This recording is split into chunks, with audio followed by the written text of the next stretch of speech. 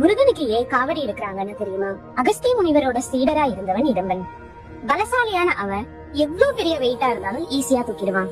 முனிவரோட வழிபாட்டுக்காக கைலை மலைக்கு போய் சிவன் சக்தியோட சொரூபமா இருக்கிற சிவகிரி சக்திகிரிங்கிற மலைகளை ஒரு பெரிய மூங்கில் குச்சியோட 2 பக்கத்துலயும் கட்டி துலாபாரம் போல தன்னோட தோல்ல தூக்கிட்டு வந்தான். தான் பெரிய பலசாலி அப்படிங்கிற கர்வம் அவனுக்கு. கைலை மலையில இருக்கிற முருகப்பெருமான் அவனுக்கு பாடம் புகட்ட நினைச்சாரு. இடம்பன் முருகனோட திருவிளையாட்டால பாதை தெரியாம தடுமாற ஒரு சின்ன பையன் வேஷத்துல முருகன் வந்து இடம்பனுக்கு வழிகாட்டினாரு.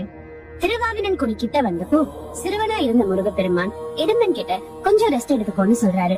இடம்பனும் சரின்னு அவன் காவடி போல சுமந்து வந்த மலைகளை கீழே இறக்கி வைக்கிறான். மறுபடியும் காவடியை தூக்க முயற்சி பண்ணா அவனால அதை அசைக்க கூட முடியல. ஏன்னு பார்த்தா சிவகிரி மலை உச்சியில அந்த சிறுவன் கோவணத்தோட கையில ஒரு கம்பு பிடிச்சிட்டு நிக்கிறத பாக்குறான்.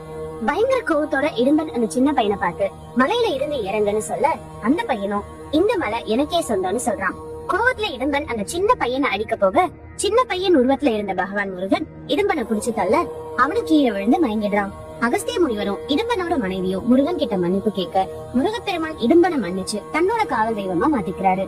இடம்பன் 2 மலைகளை தூக்கின அந்த நிகழ்வை நினைவுபடுத்தும் விதமாதான் மனிதர்கள் முருகப்பெருமானுக்கு காவடி தூக்குற பழக்கத்தை கொண்டு வந்தாங்க.